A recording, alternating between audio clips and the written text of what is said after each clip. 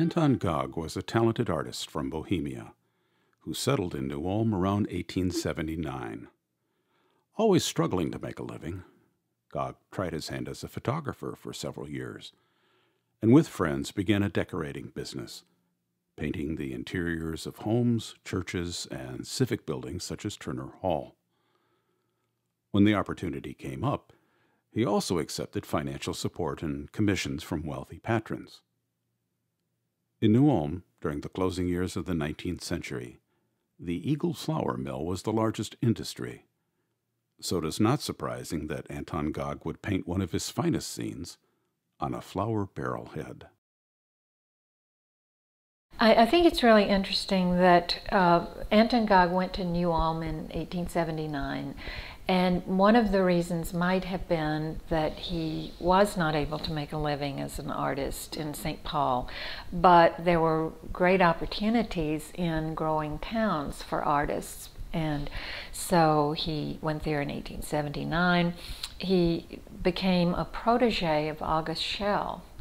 We believe that he worked in the Schell brewery temporarily, but he was a very charming and intelligent and personable young man.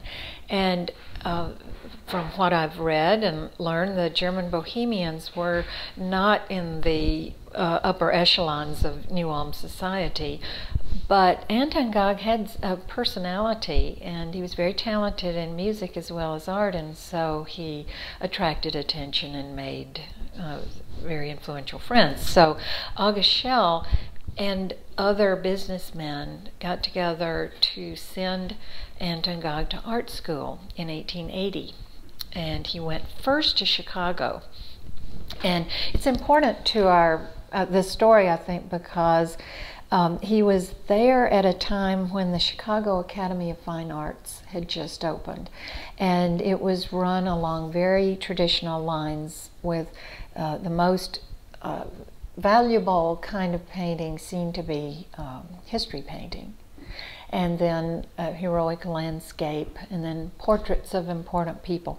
He did not enroll in that school, unfortunately. Records do not record that he attended there, but he would have taken lessons from a professor there, someone who at least was in tune with this way of thinking about art, very traditional approach to history painting.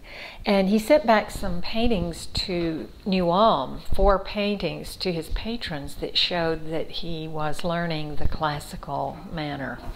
And then later that year he went to Milwaukee, and this is important too because there were a lot of history painters and panorama painters in Milwaukee, and it was really the stronghold of German American artists, and it was known as the Athens of the Midwest because of all of these German artists.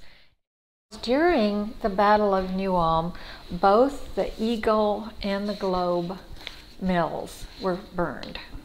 So on the 40th anniversary of the battle, Charles Silverson at the Eagle Mill commissioned Anton Gag to do a painting on a flour barrel, and it's later referred to as a plaque.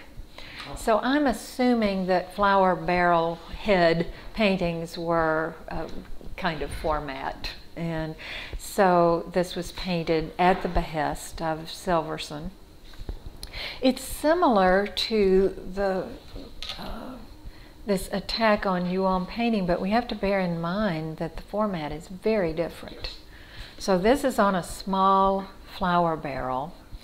It's the same event, but it's seen from the defender's point of view. And now we have the defenders in the foreground behind this makeshift barricade that looks like just all kinds of lumber and whatever's available piled up in the grand tradition of barricades. And you see the Indians approaching on horseback. So it's quite a different point of view. I don't think it has the grandeur and the heroism, and of course the format doesn't call for that. It's really showing a more homely view of the battle.